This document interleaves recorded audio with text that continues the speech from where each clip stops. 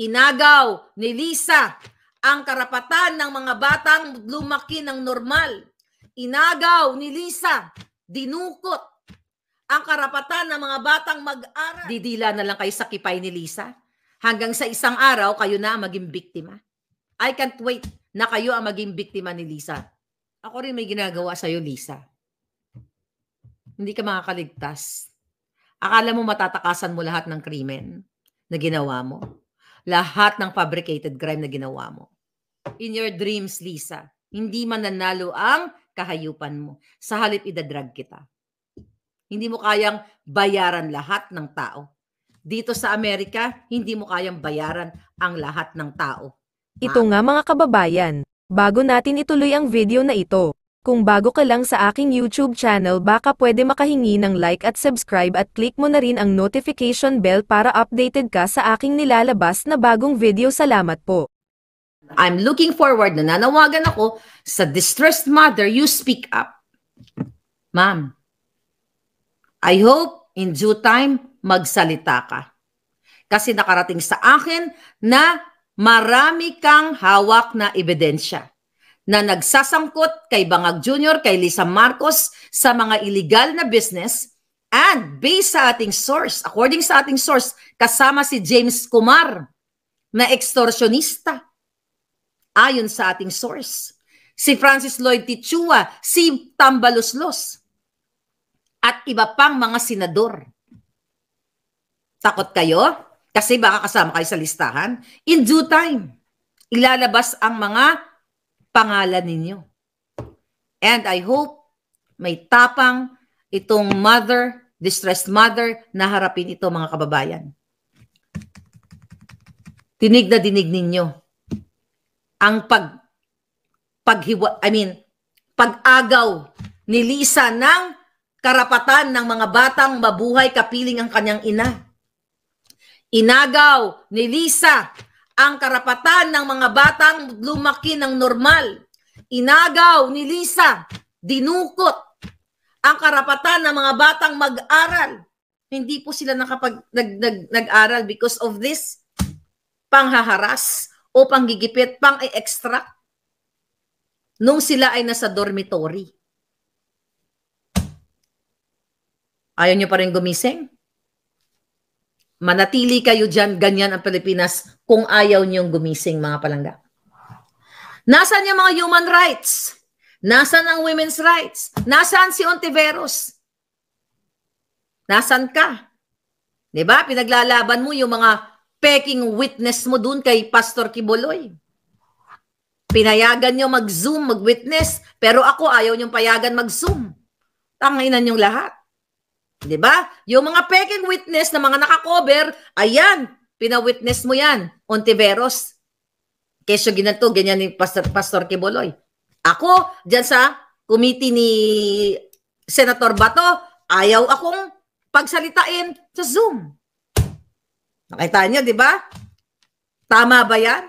Si Kumar, nakasabwat din dito sa extraction at sa mga illegal na negosyo. According to our source, reported yan ng ating source, mga palangga. Pwede na naka-zoom. Nag-sorry pa yan. Si Senator Bato. Ano? Didila na lang kayo sa kipay ni Lisa? Hanggang sa isang araw, kayo na maging biktima? I can't wait na kayo ang maging biktima ni Lisa. Mga kababayan. Ay, nako.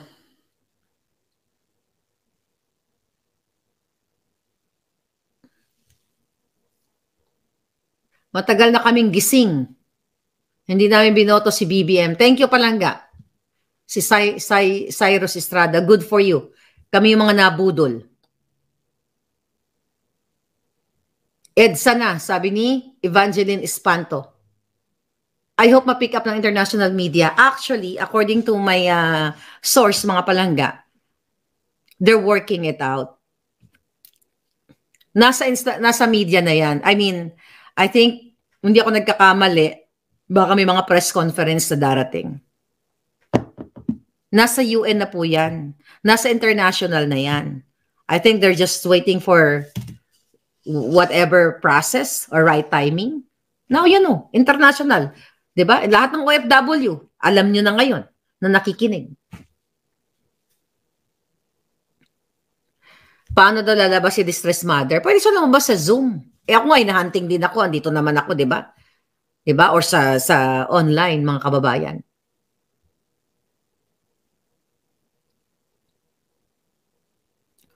Yeah, palaganap nyo. Well, na yan. May ginagawa na yan. Actually, ako rin may ginagawa sa'yo, Lisa. Hindi ka makakaligtas. Akala mo matatakasan mo lahat ng krimen na ginawa mo? Lahat ng fabricated crime na ginawa mo? Saan ka nakakakita? I'll tell you something. Itong si Lisa, nag-file ng case gamit yung kanyang mga pulpul, gamit yung kanyang mga scammer. Okay? Yung mga scammer na designer. Nung ilabas natin yung ating, yung nilabas ng lawyer ko yung, yung motion. Sabi ni Lisa, ang kampo ni Lisa, nanghingi ng palugit kunyari, baka bakasyon yung, napahingi kayo ng palugit, Tapos gusto nilang i-amend yung kanilang reklamo. Meron bang ganun? Di ba? Akala ko ba, nagsasabi kayo ng totoo? Ha? In your dreams, Lisa, hindi mananalo ang kahayupan mo. Sa halip idadrag kita. Hindi mo kayang bayaran lahat ng tao. Dito sa Amerika, hindi mo kayang bayaran ang lahat ng tao. Maaring makakuha ka ng kasabwat mo, pero hindi ka makakalusot. Tandaan mo. Nasa UN ka na, nasa FBI ka na. It just so happened na what? Na ang Pilipinas ay maganda ang relasyon pagdating dito sa laban ng China? Yun lang ang pinanghahawakan ninyo.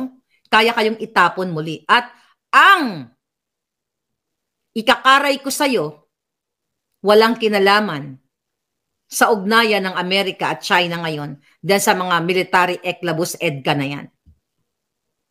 Gusto mong pigilin? Gusto mong gurgurin ang aking karapatan? Sabi mo nga, di ba? Bring it on. Bakit ngayon? Parang yung mga kipay ninyong lahat ay umaatras. Akala ko ba matatalino at magagaling ang mga lawyer na kinuha mo? Pati sa translation, bagsak kayo. Tanginan nyo? Puro fabricated, pati sa translation, fabricated.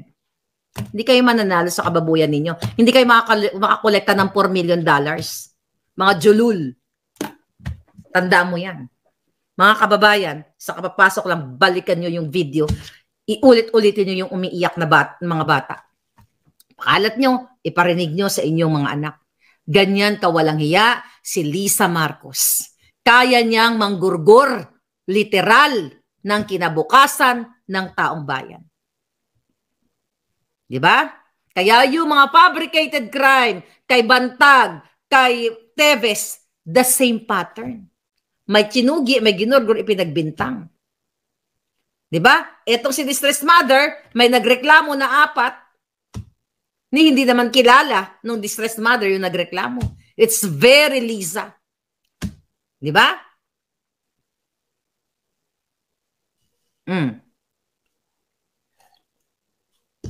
Yan, mga kababayan.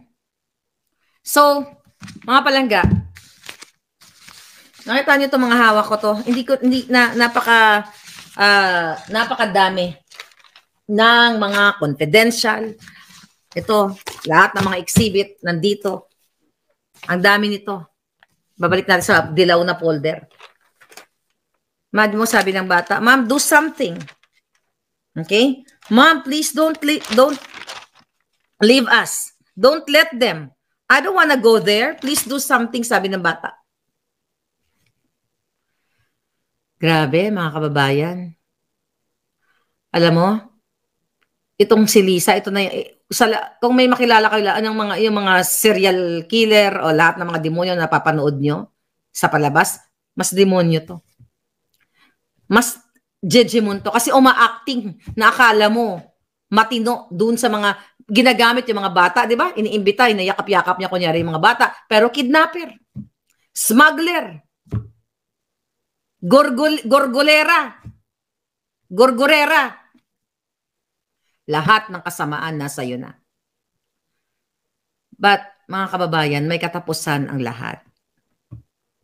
Lahat ng ito matatapos din. Baka hindi na magsona yung mga yan. Yun lang muna, mga palangga. Hindi na magsusona yan. Pag kayo ay umaksyon, wala nang sona. Pero kung hindi kayo aaksyon, magtiyaga kayo na may bangag kayong presidente at meron kayong kidnapper, smuggler, polboronic na pamilya. Mga bangag silang lahat. Nakita mo yung mga ngiwi ni Kuting, solid. Diba? You have to act now. Mga sir, mga ma'am. You have to act now. Kung ayaw nyo mag-act, ay magtiyaga kayo sa bangag. Pero kung mag-act kayo, sa July, hindi na makakapag suot ng butod na gown niyang si Lisa na yan.